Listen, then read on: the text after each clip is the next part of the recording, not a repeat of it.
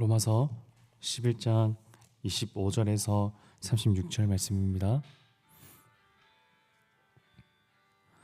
로마서 11장 25절에서 36절 말씀 교독하겠습니다. 형제들아, 너희가 스스로 지혜 있다 하면서 이 신비를 너희가 모르기를 내가 원하지 아니하노니, 이 신비는 이방인의 충만한 수가 들어오기까지 이스라엘의 덜어는 우둔하게 된 것이라. 그리하여 온 이스라엘이 구원을 받으리라. 기록된 바 구원자가 시온에서 오사 야곱에게서 경건하지 않은 것을 돌이키시겠고, 내가 그들의 죄를 없이 할 때에 그들에게 이루어질 내 언약이 이것이라 함과 같으니라. 복음으로 하면 그들이 너희로 말미암아 원수된 자요, 택하심으로 하면 조상들로 말미암아 사랑을 입은 자라. 하나님의 은사와 부르심에는 후회마심이 없느니라. 너희가 전에는 하나님께 순종하지 아니하더니 이스라엘이 순종하지 아니하므로 이제 긍휼을 입었는지라. 이와 같이 이 사람들이 순종하지 아니하니 이는 너희에게 베푸시는 긍휼로 이제 그들도 긍휼을 얻게 하려 하심이라. 하나님이 모든 사람을 순종하지 아니하는 가운데 가두어 두심은 모든 사람에게 긍휼을 베푸려 하심이라다. 깊도다 하나님의 지혜와 지식의 풍성함이여 그의 판단은 헤아리지 못할 것이며 그의 길은 찾지 못할 것이로다. 누가 주의 마음을 알았느냐? 누가 그의 모사가 되었느냐? 누가 주께 먼저 드려서 갚으심을 받겠느냐? 이는 만물이 주에게서 나오고 주로 말미암고 주에게로 돌아감이라. 그에게 영광이 세세 있을지어다. 아멘. 어제 바울은 유대인과 이방인에 대한 자신의 독특하고 전폭적인 이 신학 선교 전략을 보여줬죠. 하나님께서는 유대인을 내버린 것 같지만, 그래 내치신 것처럼 보이지만, 그러나 자격 없는 이방인들이 구원 얻는 것을 보면서 유대인들은 뒤늦게나마 구원을 사모하는 마음으로 나오게 될 것이라는, 그래서 그 자신은 그럴수록 더 적극적으로 이방인을 향해 나아가겠다는 말씀도 거기에 있었습니다. 오늘 말씀의 시작을 이 맥락에 기초하여 이해하면 좋겠습니다. 25절, 형제들아, 너희가 스스로 지혜 있다면서 이 신비를 너희가 모르기를 내가 원하지 아니하노니, 이 신비는 이방인의 충만한 수가 들어오기까지 이스라엘의 덜어는 우둔하게 된 것이라. 여기서 바울이 표현한 이 신비라는 단어는 한편으로는 비밀이라는 의미로 이해할 수 있습니다. 그 비밀의 내용이 유대인의 덜어가 우둔해짐으로써 이방인의 충만한 수가 하나님께 돌아올 수 있었고, 나아가 그럼으로써 26절에서 그리하여 온 이스라엘이 구원을 받으리라 라는 데 있습니다. 여기서 이제 온 이스라엘이라는 표현은 약간은 좀 과장법으로서 모든이라는 의미가 아니라 앞서 봤듯이 유대인들에게도 또 충만한 수, 적절한 수라는 의미로 이해할 수 있습니다. 여하튼 또한 유대인들이 우둔하다는 표현은 예수님을 받아들이지 않고 거절했던 그 유대인들의 완강함을 또 말할 수 있는 거죠. 비록 지금 당장은 유대인들 중 몇은 예수님을 거절했고, 그럼으로써 구원의 몫이 이방인에게 향했지만, 하지만 구원을 누리는 이방인이 많아질수록 하나님께 돌아오는 유대인들 역시 많아질 것이라는 것이 바울이 말하는 신비 혹은 비밀입니다. 저는 이것이 어제 설교에서 바울의 선교 전략이기도 하지만, 동시에 바울이 갖고 있던 전폭적이고 역설적인 신학이라고도 덧붙였는데요. 하나님의 일하심과 인도하심의 방식이 역설과 전복의 방식으로 하실 때가 많다는 점을 바울이 포착한 것 같습니다. 그래서 이스라엘의 정체성이 하나가 아닌 거죠. 28절 말씀을 다 같이 한번 읽어볼까요? 복음으로 하면 그들이 너희로 말미암아 원수된 자요, 택하심으로 하면 조상들로 말미암아 사랑을 입은 자라. 복음이라는 관점에서 유대인은 예수 그리스도를 거절함으로써 이방인에게 구원을 넘겨주는 존재이지만, 그러나 언약 혹은 이 택하심이라는 관점에서 보면 유대는 여전히 이 언약 안에 속해 있는 존재라는 말씀이죠. 바울은 이 두 대비를 더 효과적으로 표현하기 위해 하나님과 하나님의 원수와 또 하나님의 사랑을 입은 자라는 표현을 덧붙이기도 했습니다. 그 두 가지 존재가 유대인이라는 거죠. 하나님의 원수이면서 하나님의 사랑을 입은 자. 비록 유대인은 예수님을 거부했지만, 또 그래서 여전히 하나님과 원수된 관계이지만, 그러나 여전히 그들은 구원의 영향력 안에 있다는 것을 바울은 계속 말해주고 싶었던 것입니다. 그들이 오래전 하나님과 맺은 그 언약이 여전히 유효하기 때문에, 그래서 바울은 29절에서 말합니다. 저희 수지 예봉교회 주일 예배를 드리는 저희들에게도 익숙한 고백이죠. 29절 말씀도 한번 다 같이 읽겠습니다. 하나님의 은사와 부르심에는 후회하심이 없느니라. 하나님이 오래전 이스라엘을 선택하신 것은 결코 철회되거나 부인되는 종류가 아니라는 거죠. 이처럼 바울은 유대인 그리고 이방인 그 모두에게 은혜를 베푸시는 하나님의 방식이 전복과 역설이라고 합니다.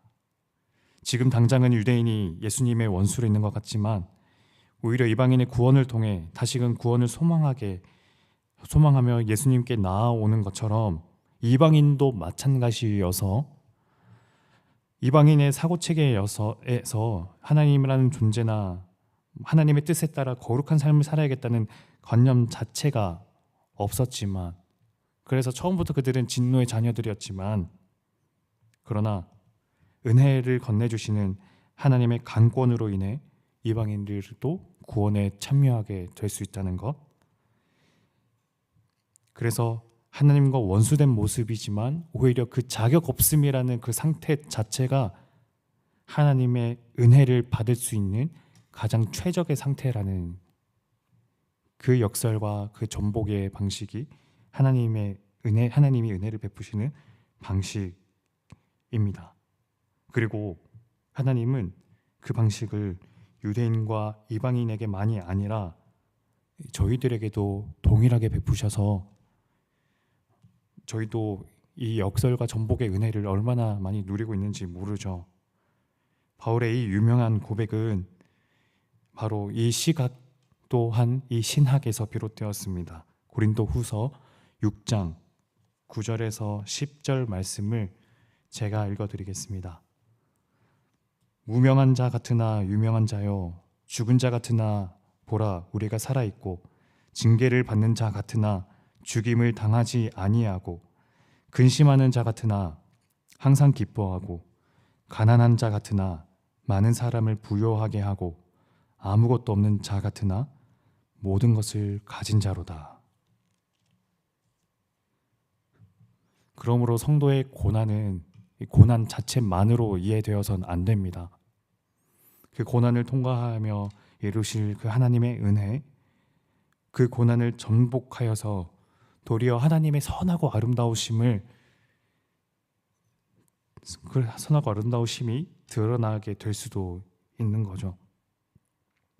우리 삶에 드러나고 보여지는 그 표면 너머에 하나님의 세심하고 사려 깊은 간섭이 늘 있다는 말입니다. 그러므로 바울은 깊으신 하나님의 뜻을 이렇게 찬양하면서 로마서 11장을 마무리하고 있습니다. 로마서 11장 33절에서 36절 말씀은 개혁주의에서는 송영이라고 표현하기도 하는데, 하나님께 영광을 돌리는 것이죠. 이 33절에서 36절 말씀을 한 절씩 교독하면 좋겠습니다. 깊도다 하나님의 지혜와 지식의 풍성하며, 그의 판단은 헤아리지 못할 것이며 그의 길은 찾지 못할 것이로다.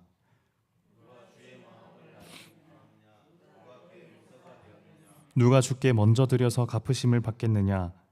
이는 만물이 주에게서 나오고 주로 말미암고 주에게로 돌아감이라. 그에게 영광이 세세에 있을지어다. 아멘. 시간의 한계 안에 있는 저희는 당장 눈앞에 보이는 이 보자기만한 시간밖에 저희는 보지 못하고 알지 못하지만, 그러나 그 모든 것을 헤아리고 알고 계시는 그 하나님의 깊으신 뜻과 계획은 우리와 달라서 저희의 시각은 얕고 표면에 불과하지만, 그러나 하나님의 계획과 뜻과 그 마음은 깊으셔서 입체적으로 과거와 현재, 미래 모든 것을 포함하셔서 우리를 바라보신다는 거죠. 그래서 우리는 그 하나님의 뜻을 어쩌면 영원히 다 알 수 없을지 모릅니다.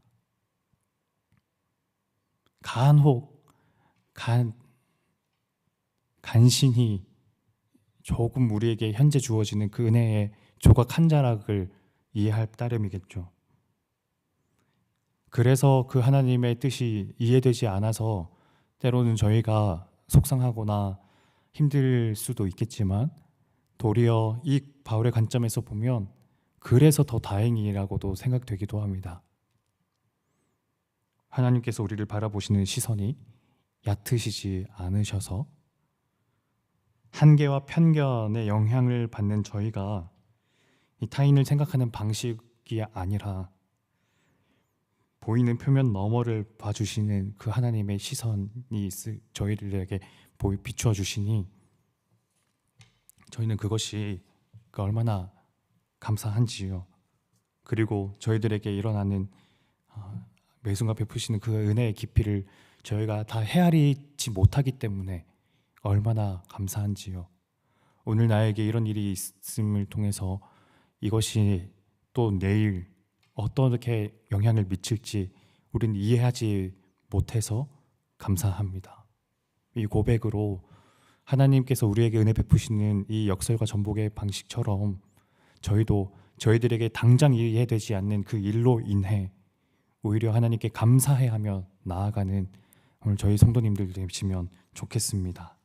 기도하겠습니다.